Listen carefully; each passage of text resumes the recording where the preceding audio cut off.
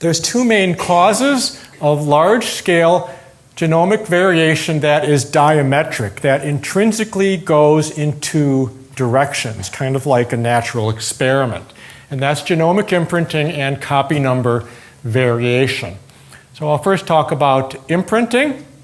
Imprinting involves the expression of alleles or silencing of alleles depending upon whether you got them from your mother or your father, as Bishop Wilberforce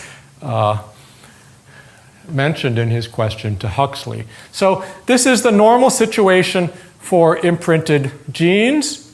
And in this case, here's your two chromosomes. We have silencing of the gene on the maternal chromosome. In this example, expression of the gene from the paternal chromosome. Other imprinted genes have silencing of the chromosome you got from your dad, expression of the gene on the chromosome that you got from your mom. Okay, this is epigenetics. Okay, this is not genetic changes. This is epigenetic changes. So you can have alteration to these marks that silence the alleles. And so if you have a change here, if you lose the silencing here, you get doubled expression of the gene, which is a huge change. Or if you have both copies ending up being silenced, you have no expression of the gene, which commonly, if it's an important sort of gene, has very severe effects. So normally we have one copy expressed, but we have dysregulation for doubling or for complete loss. And according to the kinship theory of imprinting, as developed by David Haig, which is well supported, imprinted genes tend to be involved in social interactions, specifically between mothers and offspring. And many imprinted genes have their effects predominantly in the brain. The other main cause of large-scale variation is what we call copy number variation. This is an extremely hot topic in human genetics. This is simply deletions and duplications of particular genomic regions that contain anywhere from one gene up to 50 or more genes. So for most genes in normal individuals, we have two copies. Okay, we're diploid, these are autosomal genes. We can have a duplication of this region such that we are triploid, or we can have a deletion of this region such that we only have one copy and are essentially haploid. So we would normally have expression of two copies, and as a result of this variation, we could go up to expression of 3 copies or down to expression of 1 copies. And these contain, many of these contain dozens of genes and specifically have effects on neurodevelopment, in part because roughly half of genes have important effects in the brain. So we're going to use these two forms of kind of natural human genetic experiments that go in two directions to try to evaluate this model that we have of so-called normality and these deviations in two different directions. I'll just talk about one pair of syndromes, what are called syndromes, which are mediated by genomic imprinting. This is Angelman syndrome and Prader-Willi syndrome. These are essentially mirror opposites with regard to the sort of genetic alteration, genomic alterations that you have. Angelman is due to a bias towards the effects of paternally expressed genes at this region of, this is chromosome 15, and these bands of chromosome 15. So we have a bias towards excess paternal expression for Angelman syndrome. And then over here for Prader-Willi, we have exactly the opposite sort of bias towards increased effects from what are normally maternally expressed genes. Now this can be due, for example, to either double expression of the maternally expressed genes or loss of expression of the paternally expressed genes. Either way, you're going towards the maternal side. Over here, you're going towards the paternal side. And these are some of the phenotypes that you observe in these syndromes: prolonged suckling as infants, poor suckling over here, frequent crying, weak crying, hyperactivity, sleeplessness, and inactivity and sleepiness. every mother's worst fear, a baby which imposes very few demands on the mother. So the main phenotypes of this syndrome support David Haig's conflict theory that we can talk about in more detail later. What's most important for our ideas is that we have very high rates of autism in Angelman syndrome, 40 to 80%. By contrast, in Prader-Willi syndrome, we have extremely high rates of psychosis in adulthood. So we have these diametric alterations which go to autism in one direction, psychosis in the other direction.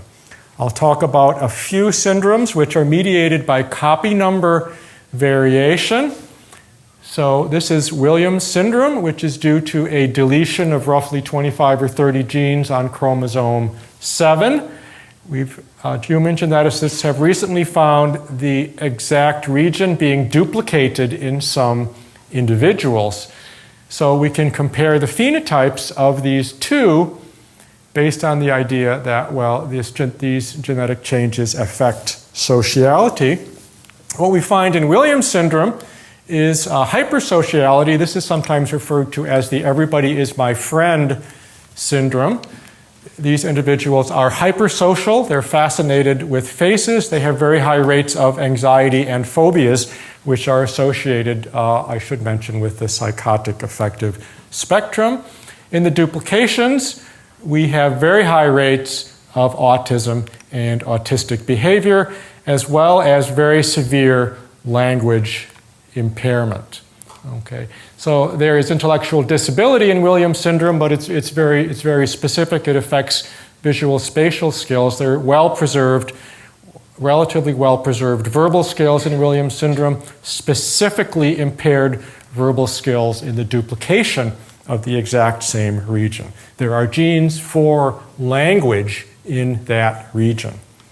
Smith-Magenis syndrome, in the deletion, we have high levels of sociality. Just a little bit of information on psychiatric phenotypes, case reports of bipolar episodes, some mood disorder. Over in the duplication of the exact same region, we have very high rates of autism and autistic behavior. Velocardiofacial syndrome, roughly a 30-fold elevation over normal, so about 30% of people with this syndrome, with this deletion, develop schizophrenia, bipolar depression, or something similar. For velocardiofacial region duplications, we have evidence starting to come online, and it all points towards autism, and there is no evidence, virtually no evidence, for any sort of psychotic affective disorders here. We just have autism, Asperger, and autism. Finally, copy number variation at the largest sort of scale, we can compare Klinefelter syndrome, which is due usually to one extra X chromosome in males, with Turner syndrome, which is due to loss of an X chromosome, which is necessarily only found in females. So this is like copy number for the entire X chromosome going in two directions, a duplication here, a deletion here.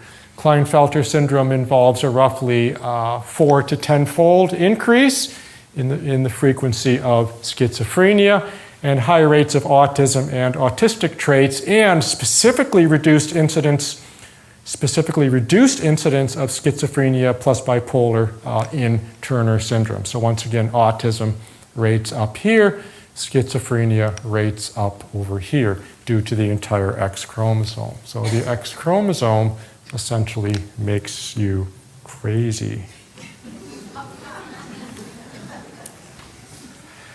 I put together the data from the last couple of years of what are called array comparative genomic hybridization studies. These are just copy number studies, people quantifying copy number variation.